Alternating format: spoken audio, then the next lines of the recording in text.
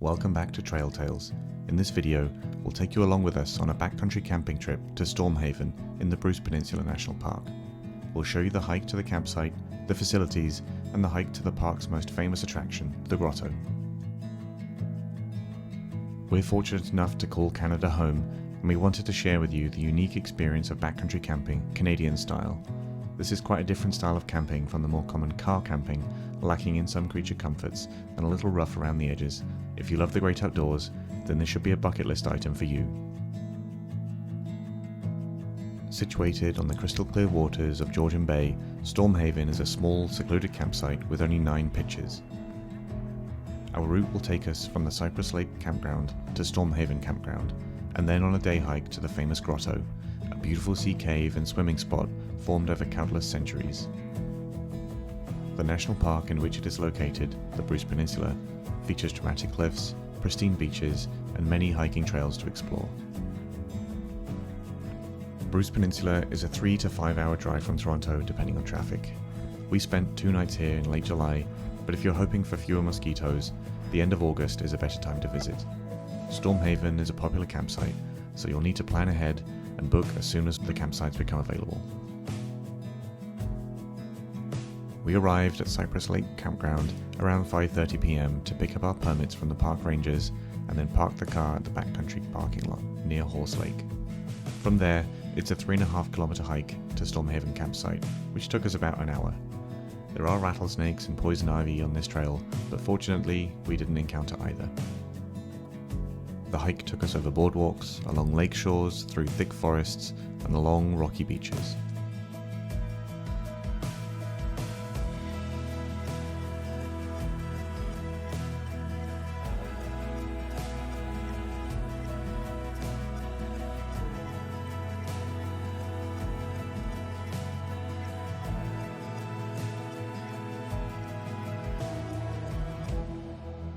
Immediately after arriving at Stormhaven, we set up our tent. All of the pitches have a 10 by 10 foot wooden deck for you to pitch your tent on. You're not allowed to erect your tent anywhere else in order to protect the environment. This means that you'll need to bring a tent that is freestanding without pegs or guy ropes. In the Canadian wilderness, you're never really that far from a bear. As such, all of your food and scented products must be tied at least 15 foot off the ground and 6 foot away from the trunk of a tree and a good distance away from your tent. Bears are far better climbers than you think they are. Stormhaven campsite provides bear poles, which makes all this much easier. After setting up camp, we were eager to escape the bugs and cool off, so we made the short 2-minute walk to the lake. The Georgian Bay coastline here is one massive slab of rock stretching out into the clear blue water. With only 9 campsites in the area, we felt very secluded, like we had our own private lake for the night, surrounded by nothing but the sound of waves and the fading evening light. The beach is the best place to cook, as it's too windy for the bugs to hang around. We ate while we watched a spectacular sunset. At Stormhaven, there are no fire pits, as all fires are prohibited, and all cooking needs to be done on a freestanding stove.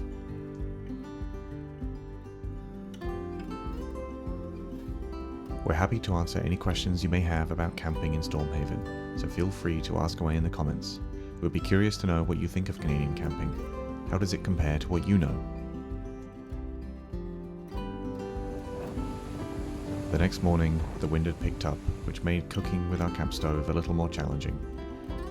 But we managed to make a hearty breakfast of instant oatmeal fortified with peanut butter and sipped our coffee and tea to keep warm.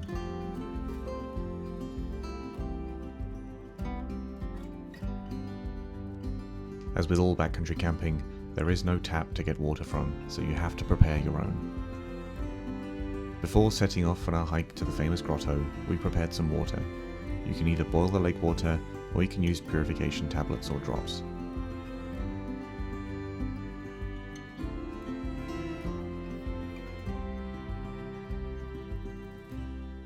By the time we set out on our hike, the weather had cleared up and the sun was out. The hike from Stormhaven to the Grotto is an out-of-back trail totaling 6.4 kilometers.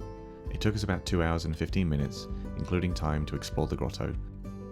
Key landmarks along the trail include the Georgian Bay Trail Junction and several lookout points with stunning views of the water.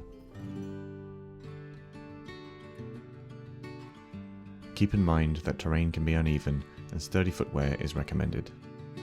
The first part of the hike will be familiar. It follows the same rugged coastline as the day before.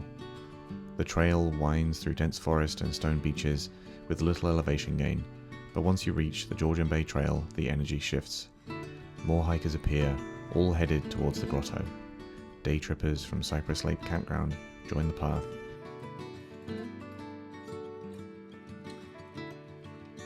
The Grotto is a stunning sea cave formed over thousands of years by the relentless erosion of limestone in the Niagara Escarpment. It's famous for its mesmerizing turquoise waters, which are illuminated by sunlight filtering through underwater openings, giving it an almost tropical appearance.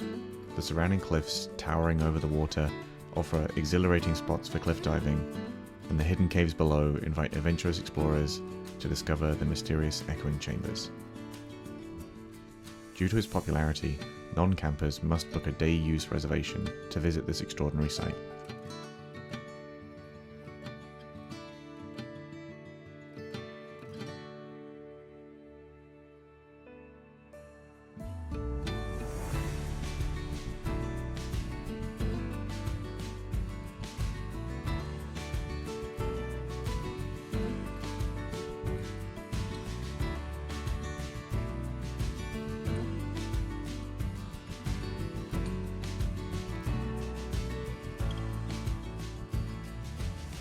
For the return leg, we started off following a different trail. Within the first 50 meters or so, you get some of the best views of the Georgian Bay coastline, which is why we'd strongly recommend this route.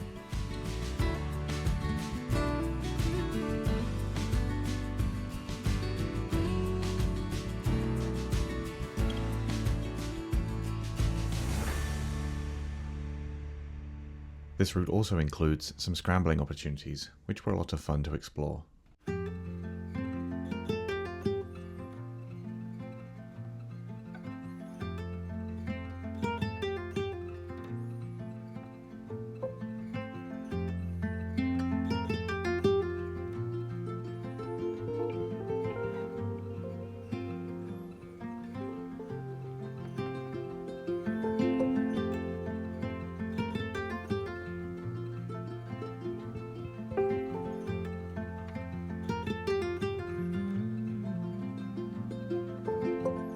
Back at the campsite, we plunged into the refreshing waters of the lake, the cool water soothing our sun-warmed skin.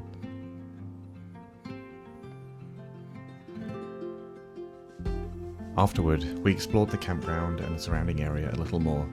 There is only one roofed structure here, the toilets, located adjacent to a wooden staircase leading down to the water's edge. Further along the coast, there are some great bouldering opportunities and some sheltered spots to watch the sunset. We waved to the last tourist cruisers of the day before they set off back to Tobermory.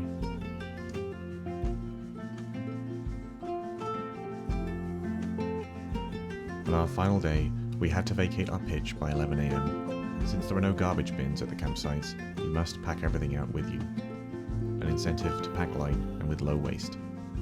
We set up our camping stove down on the beach and warmed ourselves in the morning sun.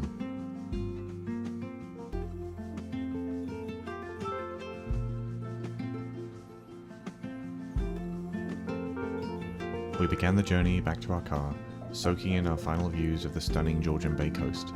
Even though we had hiked this small portion of the trail 3 times now, it never lost its charm. The beauty of the Bruce Peninsula National Park and its rugged coastline, with its towering cliffs and sparkling turquoise waters, always felt fresh and captivating. And by the time we returned to the Cyprus Lake campground where it all started, we were filled with a sense of peace, but a quiet anticipation for the creature comforts of home. Just, hanging out. Nearly done. Take the weight off. The park had left its mark on us, and we knew we'd be back to experience its natural wonders again. Over the 3 days we were hiking, we covered a total of 12.7 kilometers, gained a total of 367 meters of elevation, and we were moving for 4 hours. I'm rating this hike easy, although the stone beaches can be tough on the ankles. Even with a heavy backpack, it was not a challenging hike. Overall, we ranked this hike 71%, very good. This beautiful national park is well worth the trek from the city, and we would recommend this to all avid hikers. The camping experience is also a unique highlight and a great way to enjoy one of the Great Lakes. Thank you so much for watching. If you enjoyed this video, please consider leaving a like or even subscribing.